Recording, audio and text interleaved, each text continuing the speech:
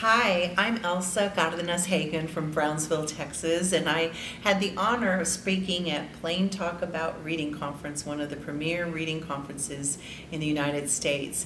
Today, I had the opportunity to speak about English language learners and all the necessary components for effective language and literacy instruction.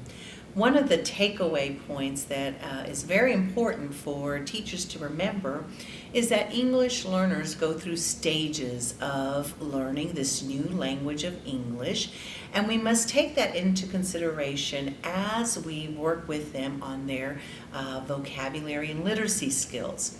One of the things I think is important is for us to understand the background knowledge of the students, understanding where they come from. We have to understand their native language capabilities to understand their abilities for the second language.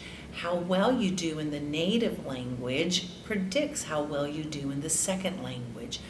As we work with children and help them with their reading, we have to remember that English learners need very clearly language opportunities. We can work on vocabulary with them as they're learning their literacy skills.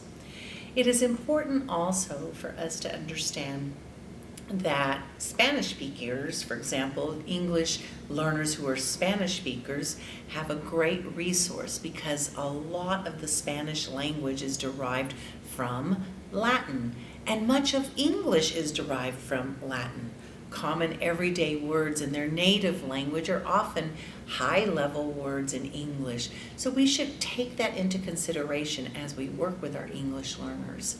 The other thing that's important is our English learners need multiple opportunities to use words.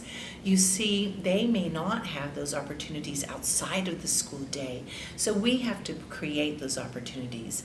One of the things I discussed today was shared book reading practices and how we can focus on the components of language like phonology, the sounds, like vocabulary and morphology, those word parts and word meanings.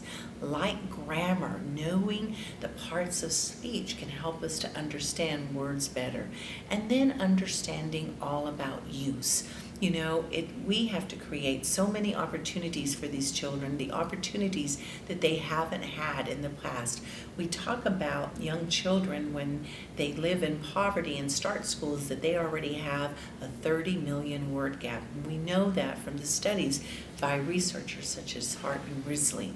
So that is quite important as we're developing their vocabulary skills for learning the language and being great at reading comprehension. The other things that teachers should keep in mind is that languages that are alphabetic, like Spanish and English, they serve as a resource. And we don't have to delay teaching the English learners how to read in English just because their language skills in the second language aren't fully developed. In fact, it helps them to learn about the structure of the English language. That helps them to map on that new understanding of the English language, learning about the letters and sounds and learning about the different syllable types and learning what's the same and what's different.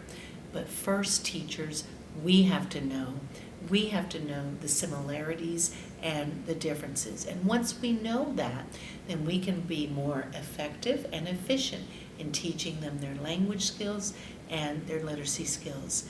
Those are a few of the points that I would like to share with you, and hopefully I'll be back next year to share just a few more. Thank you. Have a great day.